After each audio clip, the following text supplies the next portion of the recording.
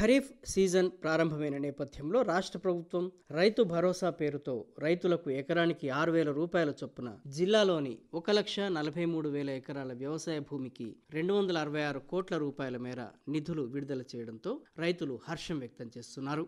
Congress party ఎన్నికల మేనిఫెస్టోలో పేర్కొన్న విధంగా రైతు బంధు మొత్తాన్ని 2,000 రూపాయలు పెంచుతామని ఇచ్చిన హామీని నిలబెట్టుకున్నట్టయింది. కవ్వాల్ టైగర్ రిజర్వ్లో కారిడార్ ప్రాంతంగా ఉన్న కాగజ్ నగర్ ప్రాంతంలో గత ఏడాది వరుసగా పులులు మరణించడంతో జాతీయ పులుల సంరక్షణ బృందం ఆ ప్రాంతాన్ని సందర్శించింది. ఆ ప్రాంతాన్ని పులుల పరిరక్షణ కేంద్రంగా ఏర్పాటు చేసే ప్రయత్నం చేయాలని సూచించింది. దీంతో ఆ ప్రాంతాన్ని రాష్ట్ర ప్రభుత్వం కాగజ్ నగర్ పరిరక్షణ విభాగంగా ప్రకటిస్తూ జీవో నెంబర్ 49 జారీ చేసింది.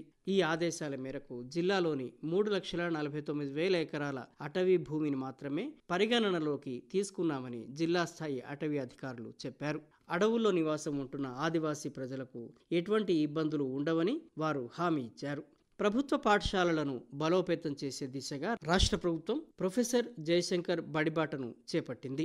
ఈ పథకం కింద నూతన విద్యార్థులను ప్రభుత్వ పాఠశాలలో చేర్పించేందుకు జిల్లా విద్యాశాఖ అధికారి యాదయ్య ఆధ్వర్యంలో బడిబాట కార్యక్రమాన్ని నిర్వహించారు. జిల్లాలో మూతబడ్డ 32 పాఠశాలలకు గాను 12 పాఠశాలలను అధికారులు పునః ప్రారంభించారు. ప్రభుత్వ పాఠశాలల్లో ప్రస్తుత విద్యా సంవత్సరంలో 1,925 మంది విద్యార్థులు పాఠశాలల్లో కొత్తగా చేరినట్టు అధికారులు వెల్లడించారు.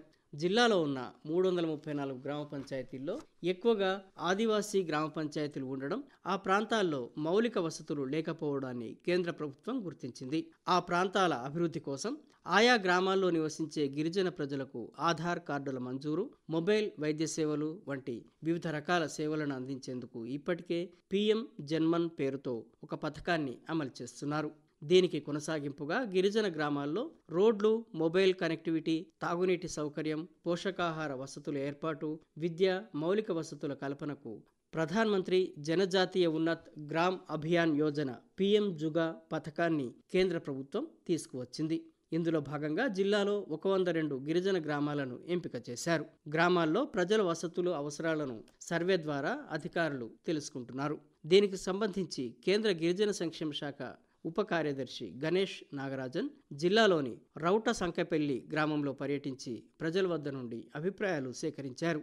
జిల్లాకు చెందిన 3 మహిళలతో సహా 5 వ్యక్తులు మధ్యప్రదేశ్ రాష్ట్రానికి చెందిన వ్యక్తులతో కలిసి జిల్లా నుండి యువతులను తరలిస్తుండగా జిల్లా పోలీసులు పట్టుకున్నారు. యువతులను లక్ష్యంగా చేసుకుని ఈ ముఠా మధ్యప్రదేశ్కు చెందిన 2 యువతులను అమ్మివేశారు. జిల్లా పోలీసులు చాకచక్యంగా వ్యవహరించి ఈ ముఠాను పట్టుకుని వారి చెర నుండి యువతులను విడిపించారు. జిల్లాకు ప్రాణాధారంగా నిలిచే జగన్నాథ్పూర్ ప్రాజెక్టుకు ప్రభుత్వం 150 కోట్ల రూపాయల నిధులను మంజూరు చేసినట్టు ఎమ్మెల్సీ దండె విఠల్ తెలిపారు. ప్రత్యేక రాష్ట్ర ఏర్పాటుకు ముందు ప్రారంభమైన ఈ జగన్నాథ్పూర్ ప్రాజెక్టు పనులు గత 13 సంవత్సరాలుగా నత్తనడకన సాగుతున్నాయి. అయితే ఈ నిధులతో పనులు ఊపందుకొని రైతులకు నీరందించే అవకాశం ఉన్నట్టు తెలుస్తోంది.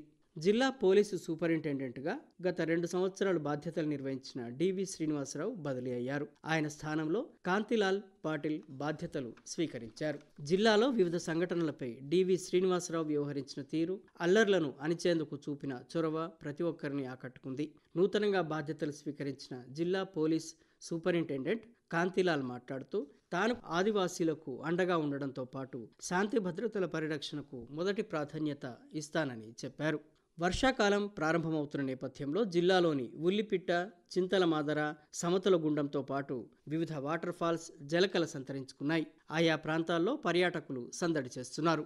అధిక సంఖ్యలో వస్తున్న పర్యాటకుల సౌకర్యం కోసం ఆయా పర్యాటక ప్రదేశాల్లో అధికారులు ఏర్పాట్లు చేస్తున్నారు. పర్యాటక శాఖ, పంచాయతీరాజ్ శాఖ, అటవీ శాఖ, పోలీసు శాఖల సమన్వయంతో అన్ని వాటర్ ఫాల్స్ వద్ద బందోబస్తు ఏర్పాట్లు చేస్తున్నారు. జూన్ 21వ తేదీన ప్రపంచ యోగా దినోత్సవం. ఈ సందర్భంగా ఆయుష్ విభాగం ఆధ్వర్యంలో జిల్లాలో పెద్ద ఎత్తున ప్రచార కార్యక్రమాలను నిర్వహించారు. యోగా ప్రాధాన్యత ప్రజలకు తెలిసేలా జిల్లాలో పెద్ద ఎత్తున అవగాహన కార్యక్రమాలను నిర్వహించింది. ఆయుష్ విభాగం జిల్లా అధికారి సందీప్ ఆధ్వర్యంలో గ్రామీణ ప్రాంతాలతో పాటు జిల్లా వ్యాప్తంగా వివిధ అవగాహన కార్యక్రమాలను నిర్వహించారు.